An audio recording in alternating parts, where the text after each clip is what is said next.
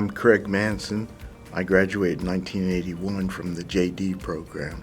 It's a little complicated, but I guess in general I had a sense of things that I thought were going wrong or not going right in the world, and I thought that I could fix them if I went to law school.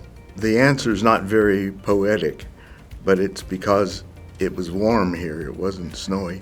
And I'd been in South Dakota the 2 preceding years in the Air Force, and I decided I wanted to go to law school someplace where it was relatively warm, and McGeorge seemed to fit the bill. I was a rep on the Student Bar Association Board of Governors, and I was the editor-in-chief of what was then called the Pacific Law Journal.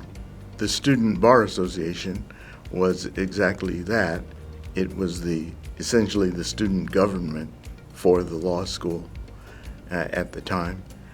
And I was elected by my peers in the second year class, and that's how I got on the Student Bar Association. We were the only law review in California that had a beer machine in the office. You know, all the professors I had here were great, I thought, but there are several who really stand out. Steve McCaffrey, who I guess is still here and has a picture of Dorian Gray in his closet, and Jerry Curtis, who's passed away now. He was a great guy. Tony Scrocky, who taught contracts, and several others that really were outstanding instructors, I thought. I think McGeorge prepared me very well for a career in law. That's one reason why I'd recommend it, and I feel like it prepared me for a variety of things, which I did in my career. You know, I was a lawyer, a military lawyer. I was a judge. I was a law professor, an executive in state government. I was assistant secretary of the Interior. In every one of those jobs, I used something, not necessarily the substantive law, but some aspect of my training at McGeorge in those jobs. I would say don't necessarily lock yourself into a particular genre of the law. Explore, keep an open mind about things that you might want to do as a lawyer. And chances are you're going to end up doing something that you never imagined yourself doing. And that's a good thing. I guess I knew I was the first black editor-in-chief of the Law Review. I didn't feel that I particularly relished being the first black editor. It was all part of my idea that there were things going wrong in the world and I could fix them, and I could fix something for race relations as well, simply by being myself. I don't think there's anything that I dislike about the direction of the school at all. The buildings, the physical plant are fantastic.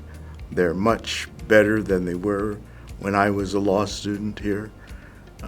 Although they weren't bad in those days either, but they're really fantastic now. I think the faculty is probably one of the best faculties that we've had. The bar passage rate is terrific. It's back where it should have been. It's back up where it was when I was a student, as a matter of fact. And that's got a lot to do with the faculty and the nature of the faculty and the priorities of the faculty. McGeorge prepares one well for a variety of things, as I said earlier, not necessarily just in the practice of law. We have graduates who are out doing all sorts of things, and they rely on their McGeorge training for that. And that's a reason why I would recommend the school to anybody who is interested in law school and is serious about it. I would also say that the student body is a serious student body, and although there are lots of fun things to do in and around the law school, it's still a very serious student body. I would definitely recommend McGeorge to anybody. You know, I've had a varied career, and I've seen lawyers who graduated from literally every law school in the country, and McGeorge graduates stand up to them in every way. And so I would definitely recommend McGeorge to them.